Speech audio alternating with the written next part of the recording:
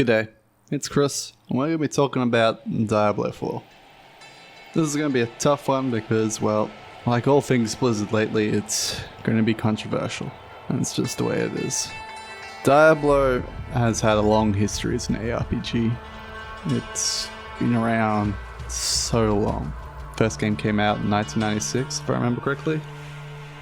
Yep, and I was 4 at the time, so there's a lot about the game that it is so old. It's honestly one of my first video game memories is playing Diablo 1.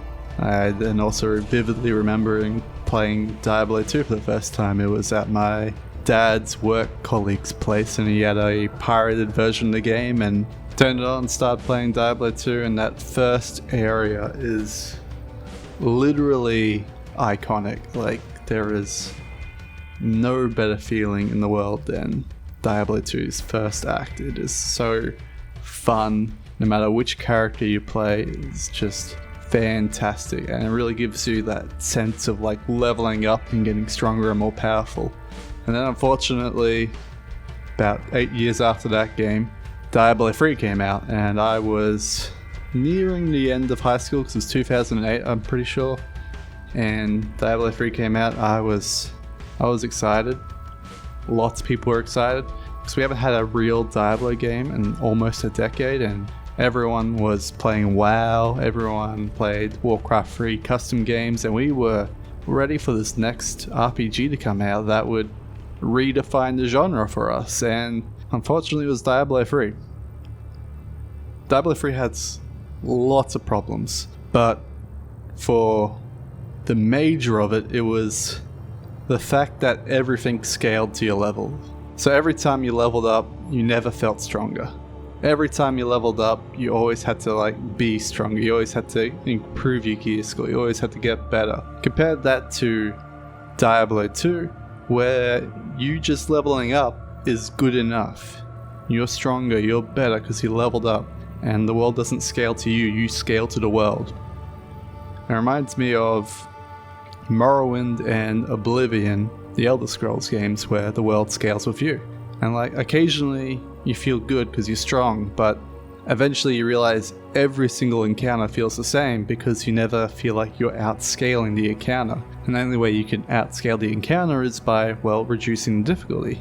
And Diablo 3 means playing on normal until you have like the best legendaries to be able to beat Hell and Inferno, and that was it for Diablo 3. And Diablo 3 also had one of the worst heel turn stories ever done. Because instead of starting out as an unnamed hero, you started out as the godly Nephilim. So all of your biases about you are the personal hero, anyone could be this hero, they just gotta pull up their bootstraps and they can become this hero, is just thrown out the window. You are the Mary Sue, you are the best ever, everyone loves you, you're fantastic. And then we have the main villain literally being replaced by a female counterpart that just hurts because Leah's arc is just so badly designed and placed out.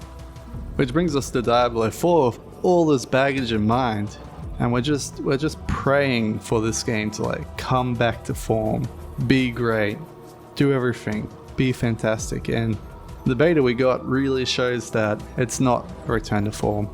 If anything, it's just the same. It's Diablo 3 all over again. The world scales to you, you don't scale to the world.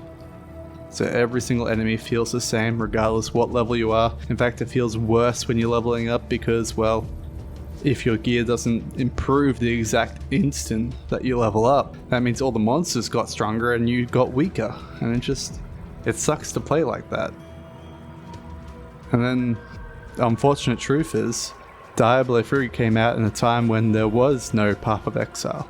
But Diablo 4 comes out, Path of Exile still exists. And it's fantastic. You scale to the world. You get stronger every time you level up. The world doesn't get stronger, only you get stronger. And you have to meet the challenges of the world. And it's fantastic. And we gotta talk about the real problem, which is Diablo 4 was designed as an MMO. Every single aspect of the game, you can see its gas backing of it. There's gear score of items, which means you get the same item, and the item previous could be literally the exact same name, exact same stats, but it's now better because it has a higher gear score. And that sucks. Because it means it doesn't matter what item you get, it's never going to feel unique or special. It's always going to feel like, oh yeah, this item's good, but that item over there, like literally one street down the road, that one's better because it's higher gear score. That sucks. And then we have literally collectables strewn throughout the world. And each of them give you power, which is... I mean, it's fine the first time you play through and collect all the collectibles, but what happens when the seasonal reset happens? Do you have to go around and collect them all again? And you have all the side quests. Are you going to do the side quests every single time the season resets? No, you're just not. You're going to ignore all that crap and just do the dungeons and do the Nephilim rifts, if there are Nephilim rifts, because let's be real, all you care about is your number going up, then the storyline doesn't matter. And that's the fundamental problem with Diablo 4. And this has been a very slow shift by Blizzard. Ever since the end of Warcraft 3, they've been heading down this road. Every game they make is an MMO. Doesn't matter if it's a shooter, doesn't matter if it's literally an ARPG or a strategy game, they're all an MMO. They all have these stupid side quests that are so boring, that have no story impact, that have no real impact for the player, and it's just go here, do the quest, get reward. And it's every single side quest. Everything is just to push that gas pedal down, get more gear score, get stronger, get more gear score, get stronger, and just, we don't want this from a game anymore. This is so antiquated design. And if we want to play a gas, we can play literally any other gas out there. We can play Lost Ark, we can play Destiny, we can play the new Suicide Squad that's coming out. And the unfortunate truth is that ARPGs do not look good. Like Diablo 4 looks good compared to Diablo 3 and Diablo 2, but does it look good enough to be better than PoE? Does it look good enough to be better than Torchlight? Does it look good enough to be better than Last Epoch or any other ARPG that's out there today? No. I mean, it looks good, but it's not like, whoa, blowing my mind good. And the problem is, you don't just compare ARPGs to other ARPGs when it comes to graphics. You compare it to God of War, Ratchet and Clank, Last of Us Part 2, the new Resident Evil 4 game coming out just around the corner. And you're like, yeah, it's a okay looking game, but I mean, look at that one over there. It's fantastic. And quite frankly, there's no way to overcome it. So if you can't win the graphics race, what can you win? And most importantly, the biggest reason I'm incredibly worried about Diablo 4, because I can't really say all of these things about gas and the side quests and the collectibles are going to come true, although the beta really seems to make it seem that way. The real problem is always online. Throughout the first day of the beta, I managed to play a grand total of 4 hours, and I spent 8 hours in queue. That is just... nah, dude, nah. There's no reason for this game to be always online. And there's no reason to keep adding more online elements to an already always online game. I get it, you want to have people show up in the towns, and you want to prevent people from hacking in items. But you're just defeating the purpose of your own game by adding in world bosses, by adding in giant co-op events where you need other players to even complete it. Like, no one really wants to do that in an ARPG. Like, let's take PoE for instance. We enter the village and we see a bunch of other people. Most we see is 20 people there. And yeah, it's nice to see a cool skin every now and then, but you know, just you go in, you go out. But the most important thing is, when you're going out by yourself or with your group of friends. That's all we care about. We don't care about meeting some random in the field and go, oh, there's a random hunting the same things we are, let's go together. No, no one does that.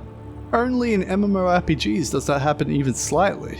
But it's just, we're beyond that as a player base when it comes to a lot of games. We are striving and wanting to go back to single player games. The best 2 games in the past 2 years have been single player games. Elden Ring and Hogwarts Legacy. These are the 2 top games out there, and they're both single player. Like, you can say what you will about Hogwarts Legacy and its average to mediocre gameplay, but it's a single player RPG that people actually want to play. Whereas Diablo 4, I don't know if people are going to play it past day 4. So I don't recommend anyone pre-orders the game. I don't even know if I recommend people to play the beta that comes out next weekend, because unless you're going to put in the time like some of the streamers are going to put in, you're not really going to get out what you need to know from the game to make a justified purchase of this game. So you're better off just waiting. And then that 4-day super deluxe early access period, watch them break the game. Watch them have the most bonkers damage, because the Diablo 4 system is fundamentally flawed, and it's going to be very clear to see day 2, day 4. And by the time day 5 comes around and you're asking yourself, should I play this game? Just look at these top builds and going, yeah, I shouldn't. Look at what they have to do to play the game. Oh, they have to spend literally 8 hours a day running around the map, scraping the map to find every single collectible statue to get plus 20 damage, which then translates into plus 50,000 damage because of all the multiplicative effects that happen with all the gear and the skills and the items. Nah, dude, I don't want to play that. I don't mind watching it, but I don't want to play that. I'm someone that did play Diablo 3 pretty hard back in Reaper of Souls. I was top 100 for at least the first 3 weeks of a season until the bots just completely overtook me because I had to go do work or school or whatever else I was doing at the time. Whereas the bots, I just kept going 24/7. And I feel something similar is going to happen with Diablo 4. There's going to be a huge influx of bots at the start, and they're just going to ruin the leaderboards. And you're going to see all these guys at like the top 100 in the leaderboards, if there is going to be leaderboards, and you're going to bet that about 80 of them bot to some extent, because they'll just, oh, I'm going to bed, turn the bot on, it'll grind this one guy that happens to drop this item, you know. It's just gonna happen. Like, that's the reality.